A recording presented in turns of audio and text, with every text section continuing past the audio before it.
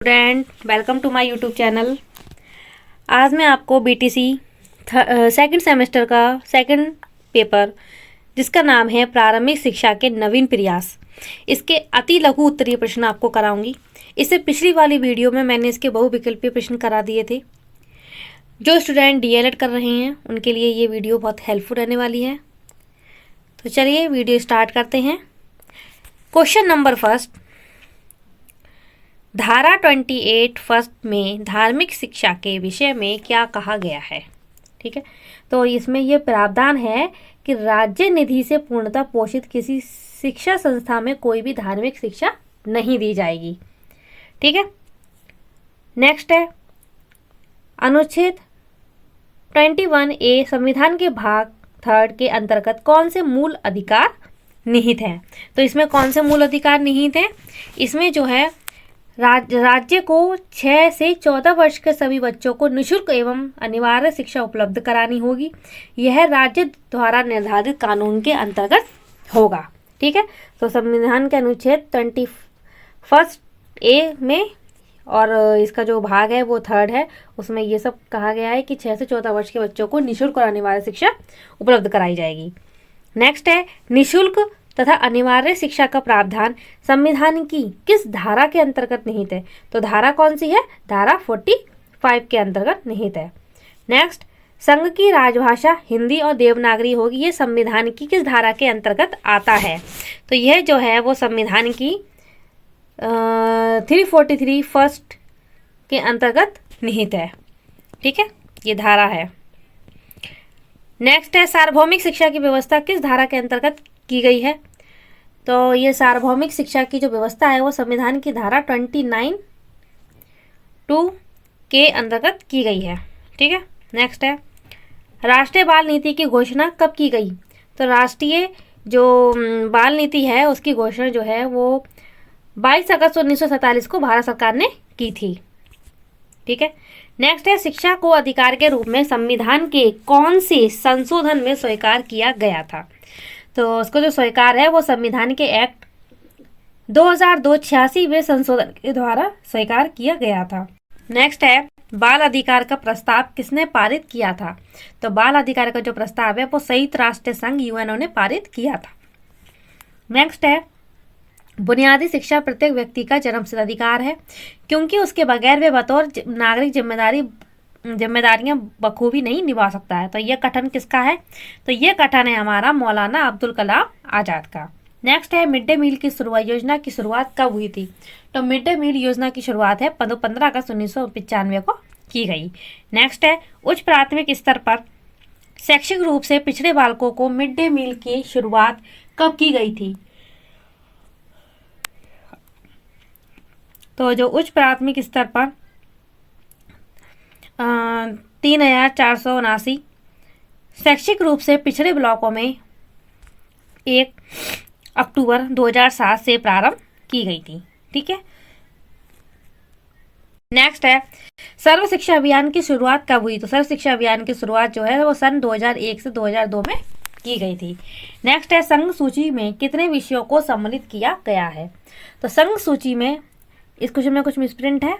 तो संघ सूची में जो पहली बार जो किया गया था उस समय जो है 100 विषयों को सम्मिलित किया गया था, लेकिन अब जो है इसमें 97 विषय हैं। तो संघ सूची में 97 विषयों को सम्मिलित किया गया है। नेक्स्ट है राज्य सूची में कुल कितने विषयों को रखा गया। तो राज्य सूची में कुल 66 विषयों को जो है वर्णित किया गया है।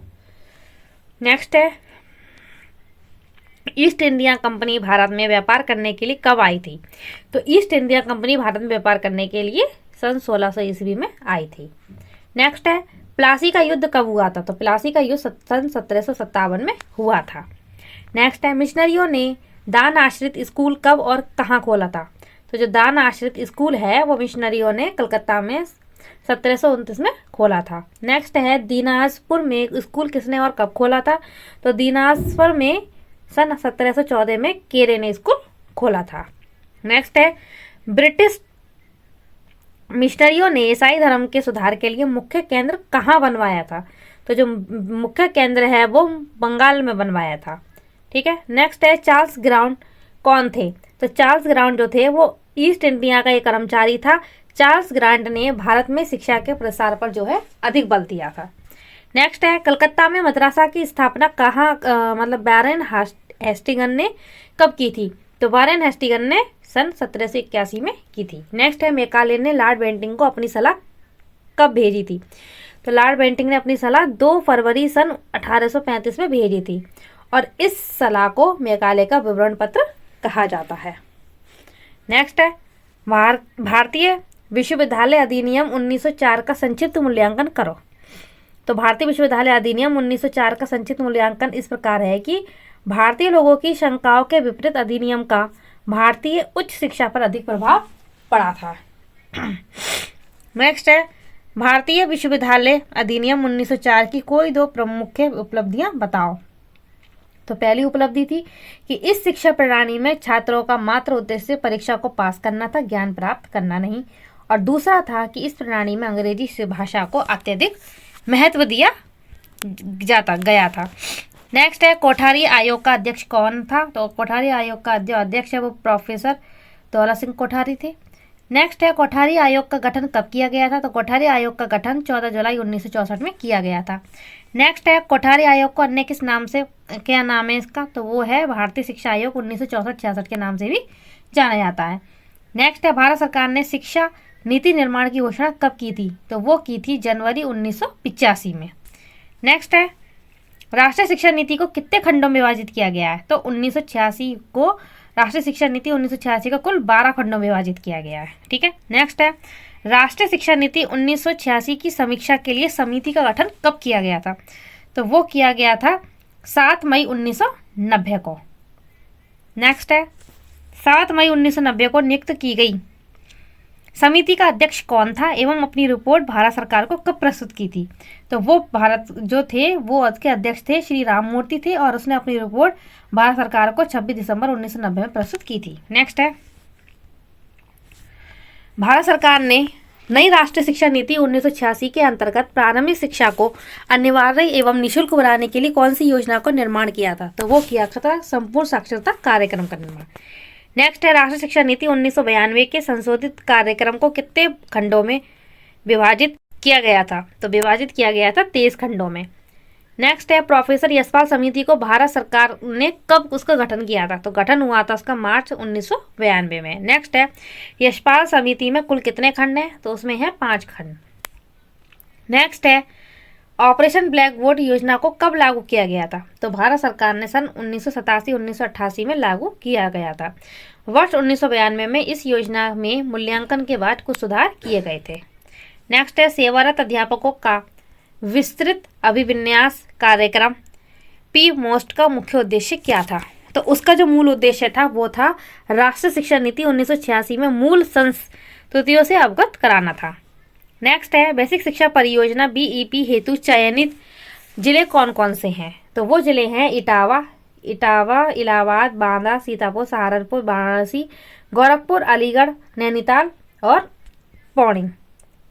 नेक्स्ट है, बेसिक शिक्षा परियोजना बीईपी को कब लागू किया गया था? तो उसको लागू किया था 5 अक्टूबर 1993 को। नेक्स्ट है, बीपीईपी के प्रथम कार्यक्रम कब से शुरू किए गए थे? वो किए गए थे 1997 से। नेक्स्ट है, प्रथम चरण में डीपीईपी कार्यक्रम के अंतर्गत देश में कितने राज्य एवं जिलों में आरंभ किया गया? तो वो किया था 7 राज्य और 42 जिलों में। नेक्स्ट है, डीपीईपी कार्यक्रम के द्वितीय चरण में कितने जिलों को चयनित किया गया था? तो द्वितीय चरण में उत्तर प्रदेश सरकार ने कुल 22 जिलों को चयनित किया था। नेक्स्ट है, तृतीय डीपीईपी तृतीय के लिए कितने जनपदों का चयन किया गया था? तो इसके लिए उत्तर प्रदेश सरकार ने 32 जिलों का चयन किया था। नेक्स्ट है,